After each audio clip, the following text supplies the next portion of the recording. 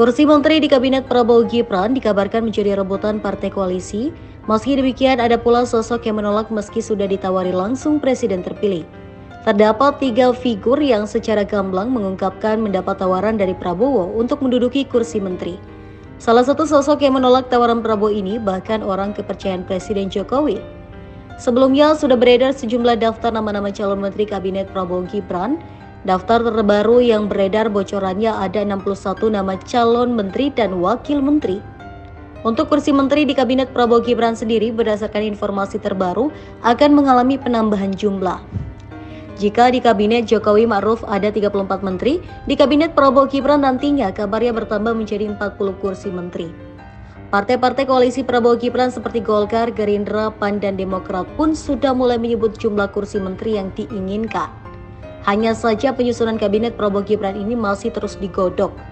Presiden terpilih Prabowo pun terus menjalin komunikasi dengan sejumlah pihak dan menawarkan jabatan menteri.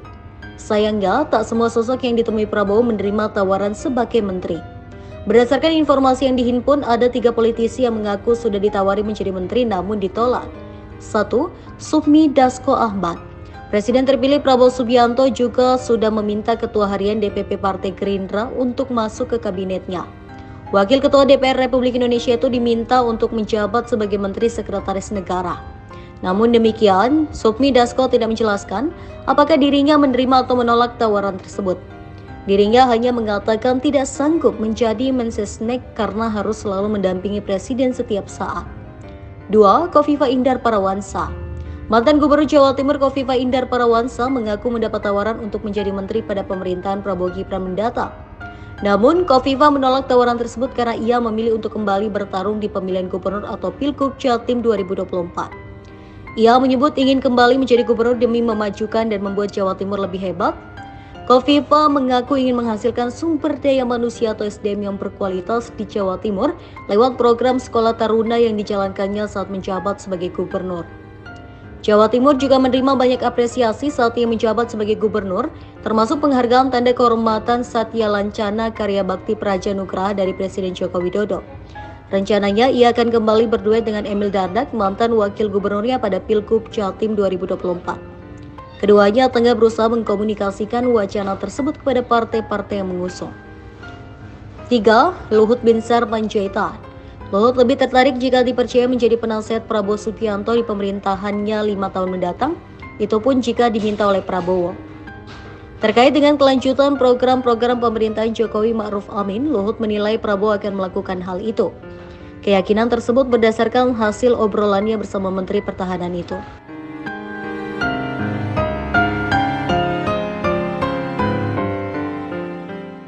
Ingat dengerin ya, semua yang di bawah langit itu ada waktunya. Jadi saya juga harus tahu diri. Ya, jadi apa nanti ya kita lihat aja. Tapi akan membantu pemerintahan Prabowo. Ya saya kalau diminta oleh beliau ya saya bantu semaksimal saya. Kan banyak anak-anak muda yang lebih hebat. Saya kan sudah 77 tahun umur saya, bukan muda. Opung kau udah bisa saya. Tapi mau menjadi penasihat Prabowo, Pak? Ya saya kalau apa aja diminta sepanjang itu untuk Republik saya akan ikut. Meski demikian, ia memandang Prabowo tentu akan melakukan penyesuaian terkait dengan kelangsungan program-program Jokowi yang ada saat ini.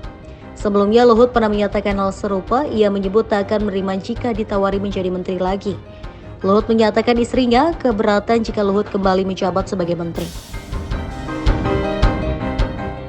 Siapa kira-kira yang akan jadi Menteri Pertanian di kabinet baru kira-kira? I want only doers. Saya mau orang yang bisa menghasilkan, bukan tukang teori. Boleh mereka perang, kita jangan perang, benar nggak? Iya kan? Kita jangan goblok sebagai bangsa. Politik kita adalah politik non-blok, bebas aktif, dan itu yang harus kita pertahankan. Sumbangan terbesar seorang pemimpin politik kalau dia bisa ikut menciptakan kondisi ketenangan. We have prestasi yang tidak receh, tidak jelek.